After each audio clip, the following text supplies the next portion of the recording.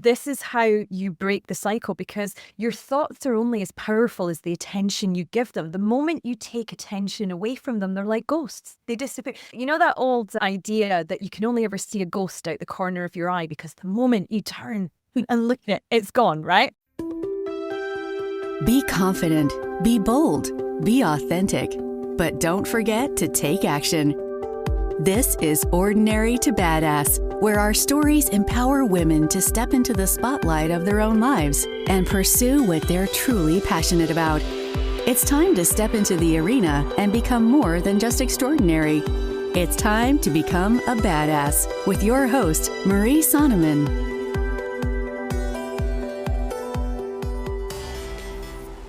All right. So before we dive in, I just want to tell you, I almost didn't record this episode.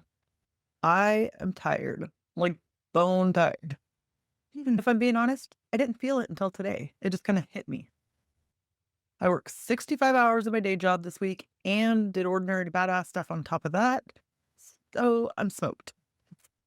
And yet, I still feel the drive to show up here because you guys matter to me. This podcast matters to me.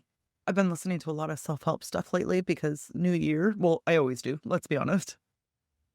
But I try to get my head in the right space, right? I feel I see enough bullshit, enough negativity at work that I have to fill my head with a lot of the positive stuff just so I'm not a complete a-hole, so I can even the whole thing out, right? But the bottom line is, if you're here, if you're listening to this and you feel exhausted too, I got you. This episode is for you. Welcome to Ordinary to Badass, the podcast where we share stories and strategies to help women lead louder in rooms that weren't built for them. I'm your host, Marie Sonneman, and today we've got a powerful conversation lined up, and I am excited to talk about it.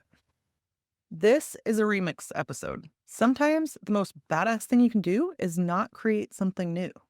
That still hits home. This episode with Lorna is one that I keep coming back to. It's not because it's flashy, not because it's loud, because she's steady. When you're tired, when you feel discouraged, if you're second guessing yourself, and honestly, I don't know about you, but that's me this week. And also, it's a new year, so mindset work, right on time, right? So if you didn't hear this episode the first time, let me set the scene. Lorna, she was born in Scotland, but she made the world her home. She's a yin yoga teacher and an NLP master practitioner. She blends yoga wisdom and science-backed tools. She laughs loudly, talks fast. She loves travel, dark chocolate, wild swimming, and sci-fi. And she just has a rare ability. The way she says or talks about mindset work, it just lands. It hits differently. So I am so excited for you to hear this. But before we get into the actual episode, gotta talk about what felt ordinary and what felt badass this week. Oh, and real quick, actually before that, if you're watching this on video, you can see I have a little brace on my hand. Ridiculous. What do you think it's from? Supposedly it's from scrolling. So my thumb has been hurting crazy. And yeah, supposedly this is supposed to help. So we shall see. But that's the day and age we're in. That's crazy. Anyway, I digress. Let's get into it. What felt ordinary this week? Kind of already hit on it, but just wanting to quit, wanting to crawl into bed or just disappear for a few days, maybe watch TV for a few days, and wondering if showing up mattered or making an excuse. Maybe I just should skip the episode for a week. Nope, not gonna do it. But I know you could probably relate to this because we just have weeks where it's exhausting or go, go, go, one thing after the next, and you feel you don't get time to breathe. So if I'm going to do a little pitch here, it's take 5 minutes for yourself. Take 5 minutes early in the morning before your kids get up or wherever you can find it. Take 5 or 10 minutes for yourself and just chill. Because you deserve to have time for you. Even if it's only 5 or 10 minutes, I think that reset helps. And maybe that's why I feel I hit my limit more today. Because I didn't really do meditation today or the normal stuff that I do, which I've been doing every day prior to today. And those little moments, those 5 or 10 minutes really do add up. They do make an impact. And now I'll get off my high horse Or maybe I'm getting back on it because I'm talking about what felt badass this week. So I have to tell you, I got a blister on my foot. I know that's gross, right? But it happened. I still have been walking routinely since I walked the Camino in Spain, but I went for a really long walk and somehow got a blister. Same shoes I've been using, everything, but I somehow got a blister on my foot. And it was funny because the next day I got up, I put a Band-Aid on my foot and I hit the road, right? And then mid walk, I was like, wait a minute. I came out with a blister on my foot and put a Band-Aid on it without thinking twice about it, which struck me because before I walked the Camino, before September, I wouldn't have done that. I would have been, I need to take 10 days off of walking for my foot to heal. It's so ridiculous. It was just an excuse that I would make. And so sometimes you hit new levels, or oftentimes I think we hit new levels and we don't even recognize it because that blister, that was a new level for me. Something that I would never have done before because it would have been too hard or too painful. I didn't even give it a second thought. So something that used to be challenging is just now my new normal. And I think this happens in life when we forget to look back and appreciate those things. Or be like, oh yeah, I have come a long way, or I have moved forward. I know that sounds funny saying coming a long way when I'm talking about just walking with a single blister, but it's my reality. Being a badass, that is very individualized, right? So I felt badass in the moment because I realized, oh yeah, I did this thing I never would have done before. I would have thought it was too tough, too hard, too painful. But now, I'll do it. So the point is though, recognize how far you've come, especially we're in a new year, right? It's recognize those wins. Of course, if you want to write them down in the Proof of My Badassery Guided Journal, you can find that on Amazon. Even if you don't, you can write it down on a list on a notes app on your phone. I am such a advocate for writing down your win. I don't care where it is, just write it down. So on those days where you feel tired today, right? Then you can go back and you can look at all the badass things you've done. You can look at how far you've come and what a badass you are. And that can help you feel better. That can remind you, oh no, I am a badass. I can do hard things. So I know you've come a long way. I just really want you to recognize it. Okay, why does this remix episode matter? Obviously, I brought it back, so it's important to me. I think it's a good one because Lorna, she talks about something in this episode that I think that every woman needs to hear. She said, is this a thought or is this a fact? And that question alone can stop a spiral in its tracks.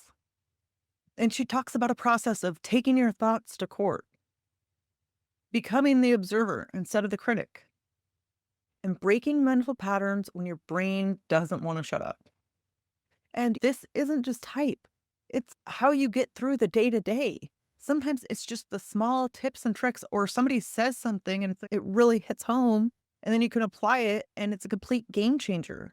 It doesn't have to be some huge complex system. It's you hear one thing and it's, oh yeah, that's what I needed today. Oh, that changes how I look at that. So the stuff that Lorna talks about, it's the kind of stuff that keeps you moving when you're tired. It helps you not to turn on yourself. So whether this is the first time hearing this conversation or your fifth time, I want you to listen with one question in mind. What thought have you been treating as if it's a fact lately? All right, let's get to the episode.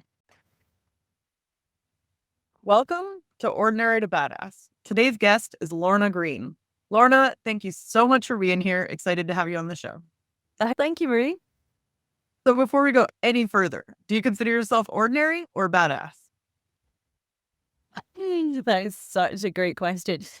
I'm one that often I think women find really hard to answer because I think inside us, we want to say, I'm completely badass, but outwardly we go, oh, I'm just ordinary. And it took me a lot of years to get to a point where I could say confidently, I am totally badass. Yeah. So yeah, I think I am anything but ordinary. So was there a turning point for you? Was it one specific instance or was it several things that led you to feel like a badass? I think it was an evolution. I think that would be the correct word to use. Back in around 2007, I became quite ill. nothing that anybody could put their finger on. I think it took a virus. That virus then went into kind of post-viral syndrome and it lingered for almost 6 months. I was just sleeping all of the time, really demotivated. I realized now looking back, I was depressed. And as the result of that, I lost everything that we value, or certainly everything that I valued at that time. I had 3 spa businesses. I had to file for bankruptcy. I lost the lot. I lost every penny that I had made in the last decade because of obviously being bankrupt. All my money went. I lost my home. A 16-year relationship ended. I literally had the clothes I stood up in, and even they were kind of falling off me because I was so ill. I was losing weight really rapidly. This happened in my mid-30s. And in my mid-30s, I was in this place where I was asking myself, is this it for me? You know, I have lost everything that I valued. Is this my life? Like, where do I go from here? And I made the decision to move away from everything I knew at that time because everything I knew felt painful in that moment. Everything I knew was just desperately horrendous. I didn't want to be in places where I recognized this relationship. I didn't want to be in places where I could see my business where it used to be and it wasn't my business anymore. And so I kind of decided that I needed to get away from the pain. And in doing so, I moved to a tiny island in the middle of the Indian Ocean. I moved to the Maldives. And it was there where I found myself the opportunity to heal, the opportunity to realize that there was so much more to the world than my little bubble that I had lived in for so long. And it was there that I realized that calling myself a failure was doing myself a great disservice. Yes, I'd lost my businesses. Yes, I'd become ill. Yes, my relationship ended. Maybe outwardly that could be considered failures, but I was reminded while I was out there that the only failure is to not try. I tried and I was successful for a long time. And I got sick and it ended. I learned from it and I grew from it. My relationship ended, because it had run its course. It was the right thing to do, to let that go and let it go with love. And it opened me up new and different relationships. So that was the turning point, I think, for me to recognize that I was more than just my business. I was more than just the money that I made. I was more than just the relationships that I was in. And it was out there that I discovered who I was. In my mid-30s, kind of asking myself the question, can I put a roof over my head? Can I feed myself? Can I earn money? Can I make friends? And the answer to all of those questions was, yeah, of course you can. And you can do it in style and you can do it in the most amazing way. And it triggered a life that I know it wouldn't suit everyone. I totally understand that. But it triggered this very nomadic existence for the last 10 to 12 years, actually. I've pretty much been homeless for that time and loved every second of it. I've lived in parts of the world that people only dream about. I spent a great deal of time in Asia, in the Middle East. I've lived in Europe, South Africa, Australia, and enjoying the experience of being around new people, different cultures, just enjoying the gifts that the world has. And I think that makes me pretty badass. I love that. There were so many great nuggets in there that I really can't wait to dive in and pick apart. And it was so cool that you chose to just go to the Maldives and figure it out on your own. I'm sure that that gave you a bit of confidence after that, going forward. It did. At the time, looking back on it, yes, it was absolutely the best thing that I could have done. At the time, it was probably one of the most terrifying things I've ever done in my life to realize when you're in your mid-30s and you wake up one day and you realize that you've never made an adult decision on your own in your entire life. Because I went from living with my family to living with my partner. I met my partner at the age of 16. And, we'd been together, it was 35 when we split up. And so nothing in my life had ever been just me on my own. And that was a really terrifying place to be. And to compound that by moving to a part of the world where I knew nobody, I had no support, I had no network, I had nobody around me, was, on the one hand, it was like, wow, is this the biggest piece of insanity? And, I've done some fairly insane things in my life, but, there was this question of, what are you doing? But the other side of that was, isn't it great? Nobody knows who I am. Nobody knows my history. Nobody knows that I've just lost my businesses and this relationship's ended. So people are just going to get to know me for me. And I get to be me, and nobody's going to go, you've changed since I last saw you. The terrifying part got completely outweighed by the possibility of what lay ahead for me. Sometimes you got to do the hard thing, you got to do the terrifying thing to get the good result at the end. So you have to push yourself out of your comfort zone a little bit. So I love that. So Lorna, can you share a little bit about yourself? About what I'm doing now, or just about me in general? Who I am, a little bit about yourself in general, and then what you're doing now. Okay, cool. My name is Lorna Green. You can probably hear from the accent that I was born and bred in Scotland in the UK. I started out my life as a hairdresser and a spa therapist. I've always been very drawn to modalities of work where I'm around other people. I've always had that connection of wanting to make people feel better in some way. As a beauty therapist, it was always something that I greatly enjoyed, seeing people come into my salon, maybe not feeling at their best, and leaving standing up taller with their head held high because their skin feels better, or they have these beautiful eyebrows, or their nails look amazing. So I've always loved being in that kind of environment. And over the years, I've kind of transitioned from more of this beauty side into a more holistic experience. And I became a yoga teacher around about the time I was going through this kind of mad transition in my mid-30s. I moved into the yoga side. And I'm now, I think, I hope I am the embodiment of what it means to live your life on your terms. I'm 48 years old. I'm single. I teach yoga. I take flying trapeze lessons. I go wild swimming at the weekends. My life is what I want it to be. My age is not a factor in that. And the freedom and choices that I have been afforded in my life are vast. And it brings me so much pleasure to be able to share that message, to stand up as, I hope, a role model. I hope, because obviously people have very different perceptions. I know how I see myself, how other people see me. Well, you know what, that's their business. But I always hope that I am a role model for people who are maybe in a similar position, because there's a lot of nonsense, a lot of limiting beliefs around age, and especially for women, that we should be doing something by a certain age. You should be married, you should have children, you should look a certain way, you should behave a certain way. A couple of years ago, I remember I was pole dancing before COVID. I've been pole dancing since I was about 40. I just adore the environment, the experience, all of that. And I remember being in a pole class a few years ago. One of the girls had asked me, how old are you? Because I said something about my life. Oh, I've lived here and I've done this, and I reeled off a bunch of stuff. And she just looked at me and she went, hang on. How old are you? And at the time, I think I was maybe 45 or something. I told her. And this kid just kind of looked at me, stepped back and went, you're the same age as my mum.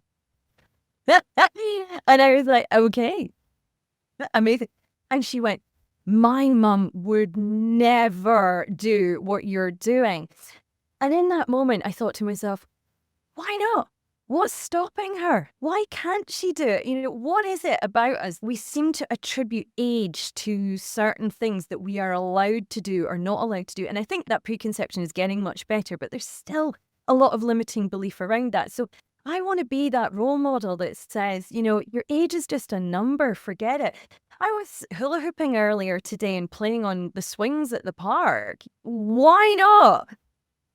No, I think it's so important because it's like we hold ourselves back from all of these things that could bring us joy or bring us more life and more energy. And it's like we worry too much. What is that person going to think? And it's like, who cares? You know, I guess it's easy to say that sometimes, but like once you actually start doing it, I would imagine that it gets a little bit easier each time. Has that been true for you? Yeah, I would say so. I do still hold on to the idea that the outside world has an opinion of me and it does influence me at times. But what I've found I've got older is I'm much better at recognizing when that happens. When I recognize it, I have the tools to work through it. So instead of hiding away because somebody posted a nasty comment on social media or somebody said something that may be a little derogatory or negative, instead of letting those things influence who I am, I'm far more equipped now to step back from that situation and say, okay, is this person right?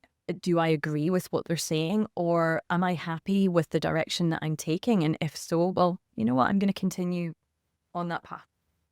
My mum always had a great phrase that she would repeat often when my sister and I were children. And it was quite simply, if you're not hurting yourself and you're not hurting anyone else, go do your thing.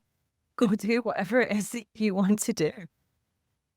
And I've held that with me for a long time, was very much influenced by external validation when I was younger. And I think that was actually one of the reasons that I went into the spa world and worked as a beauty therapist for a long time, because I needed to hear people say, I could wax someone's legs and a client would say, Lorna, that was the best leg wax I've had in years, or I would give a massage and the person would book back in. And all of this external validation really fed me.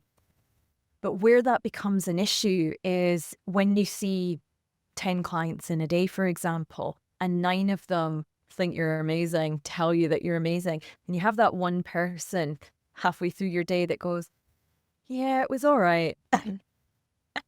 So instead of those 9 people that had all told me something was great, I would hold on to that one person. Maybe they didn't even say it was bad. They just went, it was an okay massage, or I've had better leg waxes. That was what, and I could hold on to that for weeks, months, even years. And it would influence me. It would make me question, am I good at what I do? Should I be doing what I do? Maybe I should change. Maybe I'm too loud. Maybe I'm too quiet. Maybe I'm not skilled enough. All of these doubts and questions would come up in my mind. And that came from a lack of confidence when I was younger. Nobody saw that in me because I've always been very chatty. I've always been very outgoing. But that was a facade that very much hid this person who was terrified of people not liking her, terrified that someone would say, you're not good enough, or you're not right for that place, or you're, whatever it might be. I was so influenced by the outside world. When my world collapsed, it was the trigger that started a whole series of growth that helped me to step out of my own way and to say, okay, there are times when people may say things to me, or I might hear things about myself, and I actually recognize they're very valid. Fine. That's opportunity for growth. There are other times when I hear things about myself and I'm reminded of, I want to say it's Eleanor Roosevelt that said this, but I might be wrong. But this famous quote is, other people's opinion about you are none of your business. And I think that quote is actually quite magical. What someone else thinks about you, really, it's none of your business. And who cares anyway? If somebody's in your life to support you, that's great. If somebody's in your life to challenge you, you know what? That's great. Yes, I love that quote. It's so powerful. It says everything that you need to know. But for that person that's stuck in the middle of it right now, who is constantly worried about what people are thinking, or when they get critical feedback, then it like sends them down a rabbit hole. What would you say to that woman? Yeah, well, first off, you're not alone. I totally hear you. How did I get out of that rabbit hole? I started to take my thoughts to court, but I take my thoughts to court constantly. Whenever I start to think something that feels bad in my body, let me just make sense of that, because there's some people listening that might think, what do you mean by that? As a yoga teacher, as a body worker, many years of massaging people, I spent a lot of time getting very tuned into my body and the messages that it gives you. Your body is talking to you all the time. Whether we choose to pay attention to it or not, that's another story, but your body is constantly telling you stuff. When you have thoughts or when you use your words, your body reacts. And it might react in ways where you have physical sensation. You know, that tightening in your tummy when maybe you say something and you realize that, oh, maybe that wasn't the right thing to say in that particular situation. Or it might be a heaviness that descends upon you, or indeed at the other end of the scale, a lightness that comes over you. All of these things are messages. So when I have a thought and I can feel my body, I feel myself curling inwards, collapsing downwards, the sensations in my body are uncomfortable. And I know this thought is taking me somewhere that I don't really want to go. I take that thought to court and I start asking myself questions. Now, this is where you have to get very objective, and it takes a little bit of time when you first start out. This isn't something that you just snap your fingers. You've got to keep doing it. It's like going to the gym and lifting weights. You're not going to lift the heavy weights first of all. You've got to lift the light ones first. So you've got to keep doing it. But asking yourself questions. Is this a thought or is this a fact? Is a great question to ask yourself. And if it's a thought, what evidence is there that this is even true? You know, and just there's a number of questions that you can go through with yourself. Simply breaking down whether this thought is something that needs to be paid attention to or whether this thought is something that needs to be dismissed. There's a really interesting thing that happens when you start to take your thoughts to court. When you start to question them, you start to break them down and you look for the evidence. Is it true? Is it not? It kind of dissipates and fades into the background, and all those sensations in your body, that tightness, that feeling that you have eases. And you might notice a new thought coming up. I recognize that this person might see me in this way and perhaps in future I can make them more comfortable. Let me give you an example of this. In my case, I'm an incredibly loud individual. I've been loud since the day I was born. I only have 2 volumes, loud and asleep. No, that's all there is. There is nothing in between. And for a lot of people, when I walk into a room, I'm quite overwhelming. I'm a lot to take on board. And I get that. I get that I am not everybody's cup of tea. Who is, right? Often there might be situations where someone will say to me, oh, Lorna, you know, you were a bit loud. You need to tone it down a little bit. And there are times when I recognize as the thought spiral goes, oh my God, I'm so loud and nobody likes me because I'm always, and I need to stop saying stuff and I should be more understanding. And all of this spiral starts to happen. I take those thoughts to court. Is it true? Is it a fact? And it may be that I recognize in a particular situation that my volume, my vibrance, if you will, may not be appropriate and it may not be comfortable for other people. And so I make a choice. I can dial it down a little bit in order to make other people feel more comfortable. There are other times when I might find myself thinking, I'm actually really okay with who I was in that situation. I'm really comfortable with how I behaved and how I came across. And you know what? I accept that that's your perception, but it's not mine. I like that you dissect it a little bit because it's so easy. As soon as somebody says something to you, then just you're like, the shame spiral, you know, and just all the things and it triggers everything. And yeah, it's really their own perceptions. They're like, they wouldn't be comfortable being that loud is the truth. It really has nothing to do with you. It's how they would feel, you know? Yeah, exactly. And, you know, we have to remember that there's a common thread, I think, on social media at the moment. It's been around for quite a while, actually, but in this sort of wellness bubble, people are constantly talking about their truth. Well, I just speak my truth. And I find that first of all, I find that quite an arrogant thing to say. But secondly, can I swear a little bit? Something. No, you're telling me your version of the truth. It's not necessarily mine. It's not necessarily the person next to you or anything else. You're telling me your version of it based on your life experiences and your comfort zone and your limiting beliefs and your values, none of which may be anything to do with me. So whenever people say things like, hey, I'm just going to tell you the truth, Marie, about your podcast. Yeah, okay, that's great. But please, it's not a universal truth. It's your truth, your perception, and how you're feeling. And very much you projecting where you're at with something. It took me into the world of wokeness. I mean, I even hate that word, but the world of woke actually drives me crazy. And I know it's going to be quite triggering for some people. And it's maybe going to set a few people off, but remember, it's your truth and hub.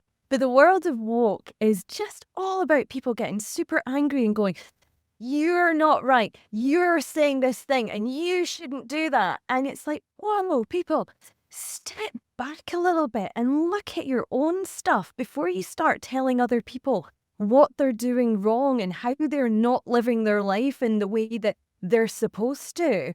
Like, we all need to, I think, create some space between ourselves and the things that trigger us, the things that make us feel uncomfortable, the things that set us off in those spirals. And it's in having that space that we're able to become, in yoga, it's called becoming the observer of your thoughts. And I know there's other ways that people have addressed this in the past, but to become the observer allows you to do exactly what I've just done. To break things down, to ask yourself, is it kind? Is it necessary? Is it going to benefit anyone?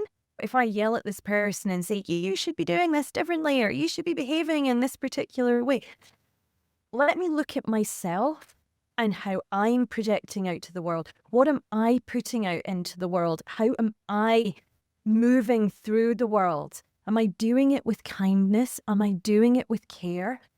Am I being the person that I want to be? Do I like this person? If the answer to any of those questions is no, then yeah, maybe you need to look at it. But if somebody else is telling you the answer to those questions is no, step back and have a think about that. Does that make sense? Yes, absolutely. And it's like, maybe you need to investigate it a little bit more if somebody else is telling you, because it might not apply to you. Yeah, exactly. No, it's fine. You asked me a few moments ago, what advice would I give to someone who's maybe in a space where they are taking on board the criticism, the opinions, the beliefs, the values of other people. And I think it actually comes down to working on loving yourself. Because when you can look at yourself and say, I am actually really okay with this person that I see in the mirror. I am really okay with how I move through the world, how I interact, the things that I share. I'm okay with that person.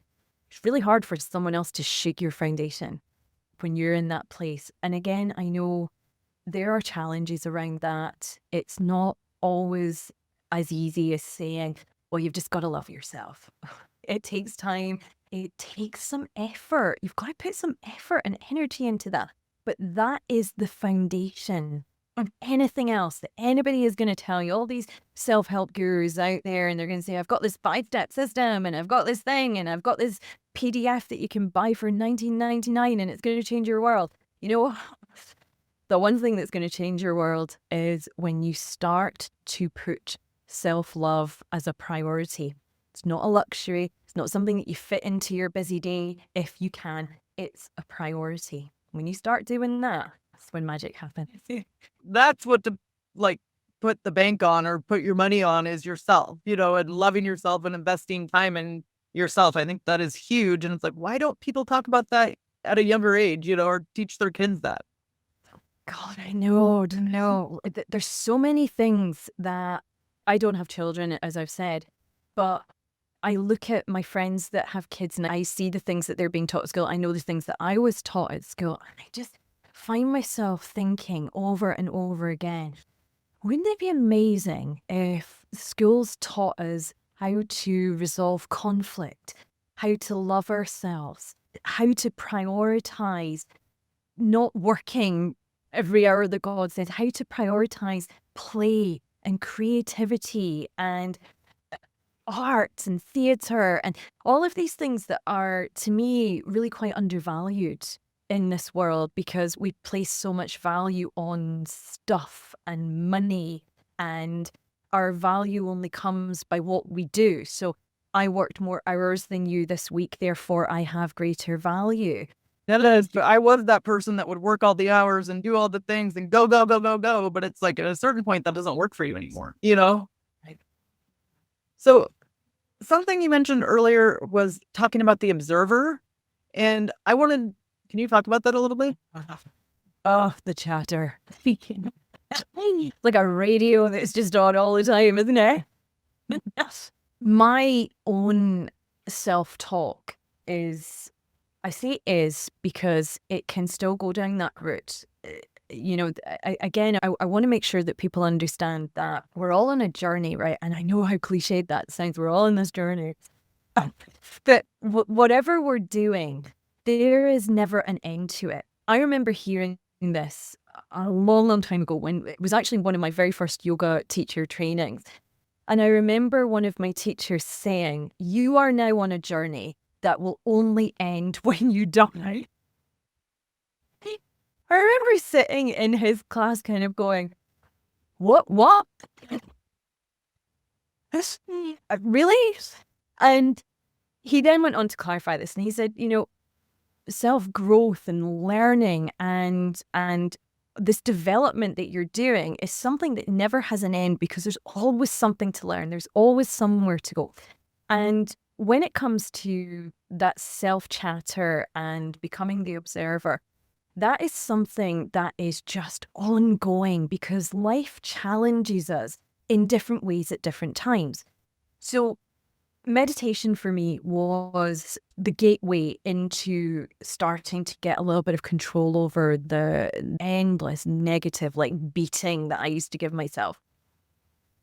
And meditation was really easy. Where I learned to meditate was quite literally, I mean, it couldn't be any more cliche, quite literally up the side of a mountain in the middle of nowhere. It's pretty easy to get quiet and to get still when you're up the side of a mountain and everybody's doing the same thing and you're in that environment where everybody is learning, growing in the same way.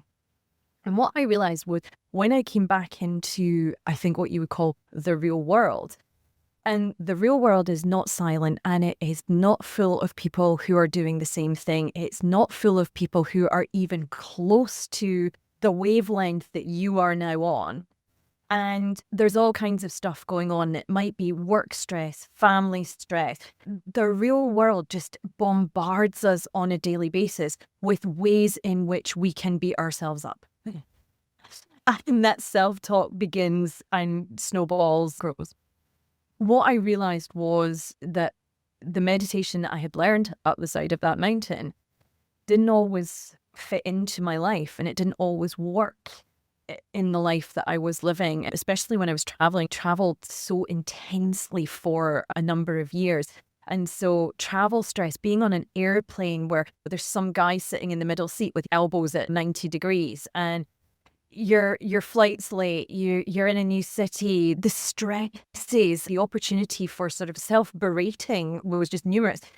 There was development. How do I manage this? That's what then sort of taught me to start to observe situations. Instead of reacting to things, I learned how to respond.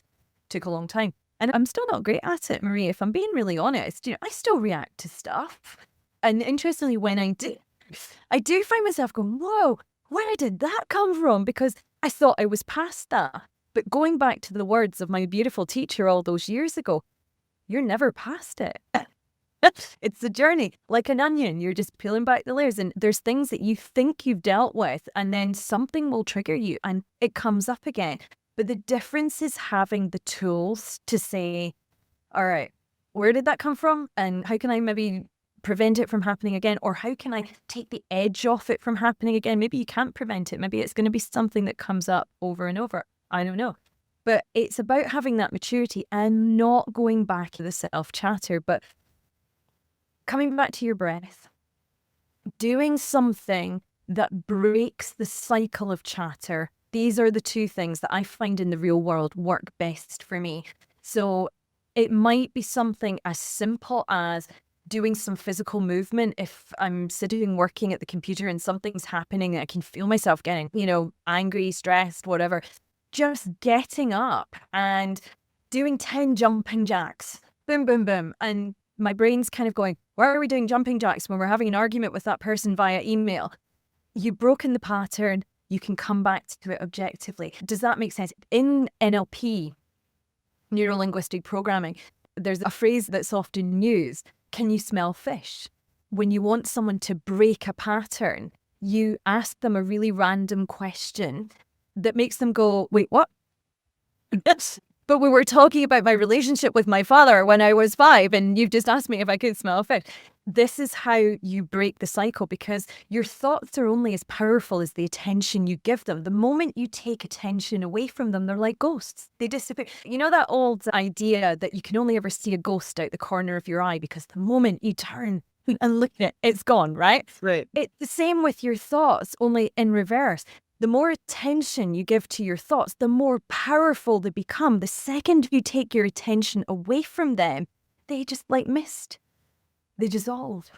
And you're then in a more resourceful state to manage whatever situation you're in or whatever thought you're having. And you can take that objective view, taking your thoughts to court, asking the questions, doing all of the things that I talked about earlier. But all it takes is anything that interrupts your pattern. So good. This is really like a mindset masterclass. I love it. Yep, that's it. Just randomly ask anyone, if you've got kids that are having a tantrum or losing their mind at some point, ask them some really random question and see how they respond. Yeah. Lorna, I know we're winding down here, but one question I gotta ask you is, do you have any advice for a woman that's in the arena trying to live the life that she wants? Yeah, it's like, I can't make it. It sounds impossibly simple, but I've got to go all Nike on this one and say, just do it. And I know there's going to be people listening saying, well, it's all right for you. It's not easy for me to say that. For goodness sake, did you listen to my story at the beginning? I literally lost everything in my life and I still just did it. When something is simple, it's not necessarily easy.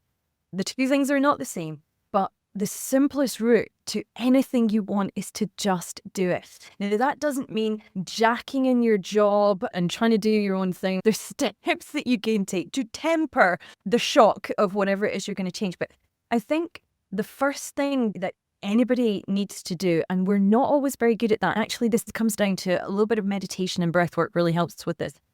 You've got to know what it is you want before you can go out and get it. And so often we think we know what we want, but in reality, we don't. Our mind is firing off in all different directions. And maybe we say, I don't want to work a 9 to 5 anymore.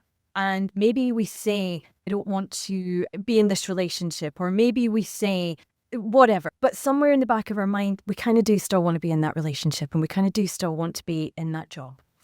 And as a result, we're not clear on the path that we want to go on. If we're not clear on that path, then we're never going to get there. So you can change your job and you can find a new relationship, but actually you're probably just going to find the same stuff again and again. The foundation for any change that you want to make is taking the time to get super, super clear on, where do I want to be? If here is not where I want to be, where do I want to be? And that might lead you to recognize that here kind of is where you want to be. Maybe it needs some tweaking. Maybe it needs a little bit of changing. But here is actually where I want to be. Lorna, how can we connect with you? You can connect with me in all kinds of ways. You can go to lornagreenyoga.life, my website. I'm all over social media, Lorna Green Yoga on Facebook and Instagram. I've just started the world of TikTok because it seemed like a lot of fun and I thought, why not? If you do want to connect with me over on TikTok, it's Scottish Yoga Life. Reach out if you've got questions. If there's something that I can help you with, shoot me a DM on social media. I'm always happy to have a conversation. Lorna, it's helped. Yeah, you've been a total badass and I've enjoyed hearing your story. Thank you. And with that, we'll end our show. To all the badass women out there staying in the arena, wherever you are, whatever you're doing, own it and get after it. Okay, if this episode hit you the way that it hit me, here's your takeaway. You don't need more motivation. You need better questions. Because when you stop believing every thought that you think, you get your power back. If you're tired, you're not broken. You're human. And a leader. And sometimes the most badass thing that you can do is keep walking anyway. Keep getting up anyway. Keep just putting one foot in front of the other. And remember, keep showing up, keep speaking up, and never ever shrink for a seat at the table. Because you, my friend, you were born to build it.